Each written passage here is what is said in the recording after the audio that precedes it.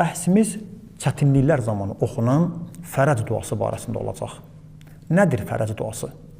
İmam Zaman əleyhissalamın dualarından, haqqında olunan dualardan biri də fərəc duası hesab olunur. Fərəc duası dedikdə bəzən başqa bir dua ilə səhv salınır.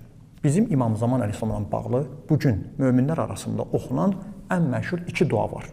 Bir, hər namazlardan sonra görürük ki, məscidlərdə xorla hamısı oxuyur. Allahümmə kulli vəliyyikəl hüccət ibnil Həsən. Buna da fərəc duası deyilir. Amma bu dua əslində İmam Zaman əleyhissalamın sağlamlığı üçün və gəlişi, zuhuru üçün olunan duadır. Amma başqa bir dua vardır. Bəlalardan, problemlərdən, çətinliklərdən ötürü oxunan dua.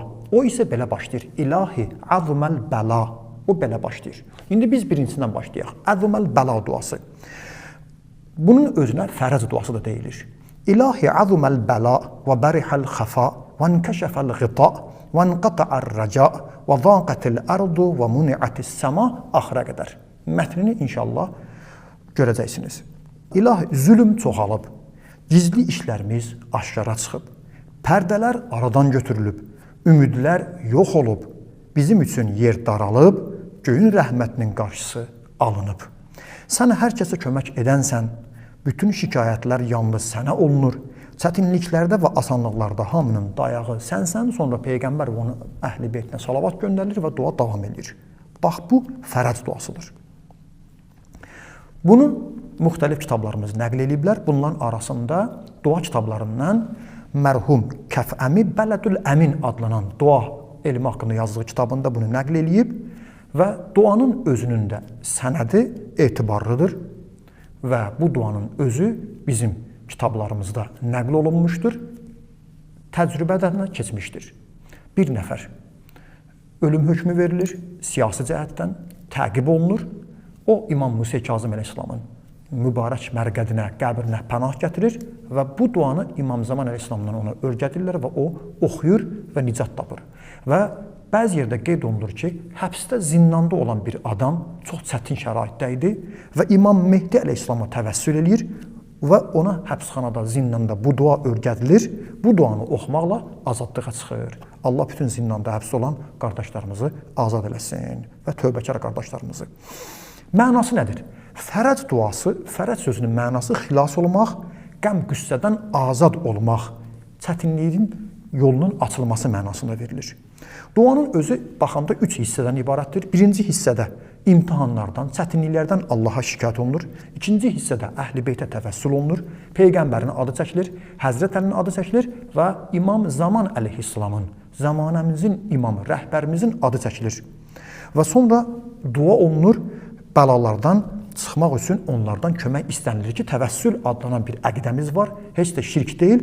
Bununla da dua sona çatır. Təcrübədə görsənmişdir ki, çox faydası vardır. Bu duanın haçını oxuyaq. Şeyx Hurr Amilin, Allah rəhmət eləsin, nəqlinə əsasən namazın təqibatı kimidir bu. Namazdan sonra oxunan dualardan biri də bu duadır elə. Bunu da oxuyun.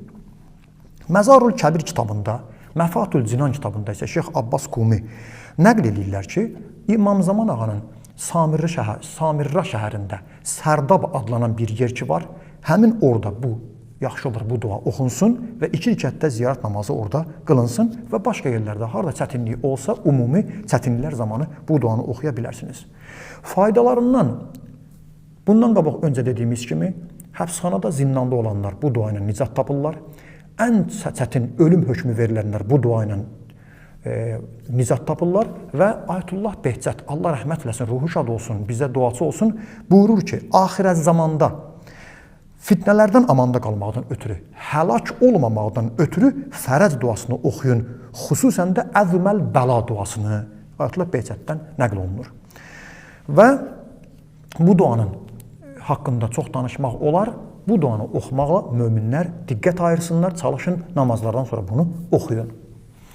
Amma ikinci, İmam Zaman ağanın salamatlıq duası nədir? İmam Zaman əleyhissalamın salamatlıq duası məşhur xorla oxuduğumuz Allahümmə kulli vəliyyikəl hüccət ibnil Həsən duasıdır.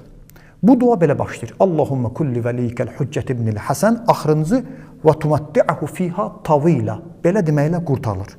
Mənası çox vaxt soruşurlar, qısa olduğunu görə deyirəm. Biz bu duanı oxuyanda Allahdan istəyirik, ilahi, Allahım, yer üzərində olan canişinin, vəlin, imamın, Hüccət ibn-i Həsənə ki, mötərizə arasında ona və babalarına, atalarına salam olsun, mötərizədə.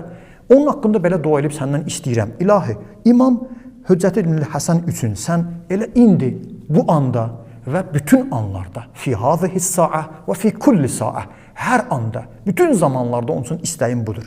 Ona rəhbər ol, ona başçı ol, onu qoruyan ol, qoru, ona himayəçi ol, ona köməkçi ol, ona dəlil yol göstərən gözətçi ol, ta o qədər ki, yer üzərində onu meyllə, xoşluqla, təfsirlər müxtəlif, cəmaatın xoşluğu ilə hamı onu qəbul eləsin, hakimiyyəti qurulsun, yer üzərində o hakimiyyəti olsun, sakin olsun və onun hakimiyyəti də uzun müddətli tavı ilə, yəni uzun müddətli bizi də və özünü də o hakimiyyətdən bəhrələndir. Tumatti'ahu fiha tavi ilə bununla da qutarır. Mənbəsi varmı? Bəli. Təhzibül Əhkam kitabında iki imamımızdan, İmam Baqir, İmam Sadiq əleyhissalamdan nəql olunub. Bəs harada oxuyaq? Onu da namazlardan sonra, namazın hətta qunutunda oxumağa bəzi alimlərdən oxumuşam ki, tövsiyə ediblər ki, hətta qunutda oxuyun. Heç olmasa gündə bir dəfə cümə namazlarında xüsusilə bunu oxumağı, gecə-gündüz oxumağı tövsiyə ediblər. Amma xüsusilə Ramazan ayında Qədr gecəsində oturan halda, duran halda, ruku halda, səcdə halda dedi İmam Sadiq əleyhissalam bunu oxuyurdu və tövsiyə elədi ki, bunu oxuyun. Oxunma qaydası necədir? Birbaşa da Allahumma kulli vəliyikəl kəlməsi ilə başlaya bilərsiniz. Yaxşı olar ki, əvvəldə Allaha həmd, səna, şükür olunsun, sitayiş olunsun və Peyğəmbər əhl-i beytinə salavat göndərilsin, sonra bu dua oxunsun. Yaxşı, sual verə bilərsiniz. İmam Zaman ağa üçün duanın nə faydası var? Qısa deyirəm, İmam Zaman əleyhissalam bugün bizim yeganə sağ qalan imamımızdır. Rəhbərimizdir.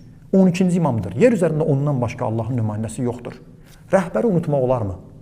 Rəhbəri unutmaq olmaz. Onu yada salmaq lazımdır. Ona diqqət ayırmaq lazımdır. Ona diqqət ayırmağın yolu bir yolda budur ki, onun üçün dua olunsun. Necə ki, insan atasının sağlamlığını istəyir, valideynlərin sağlamlığını istəyir, gərək biz də imamımızın sağlamlığını istəyək. Bu istək dua ilə ifadə olunur ki, vəzifəmiz rəhbərimizə dua etməkdir. Bu duaların faydası varmı? Ümumi İmam Zaman əleyhissalam üçün dua etməyin faydaları çoxdur.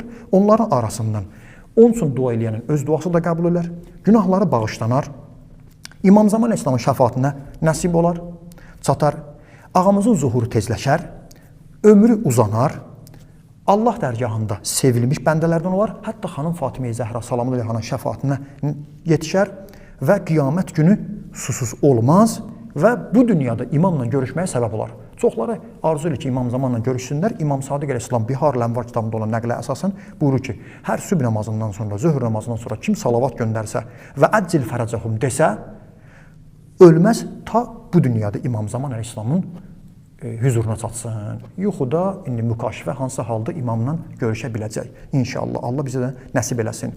Əlbəttə, bunlar çox uzundur. Mikyalul Məkarim kitabında mərhum İsfahani İmam Zaman ağana dua haqqında çox geniş məlumat vermişdir. 90-a qədər faydalarını sayıblar. Son.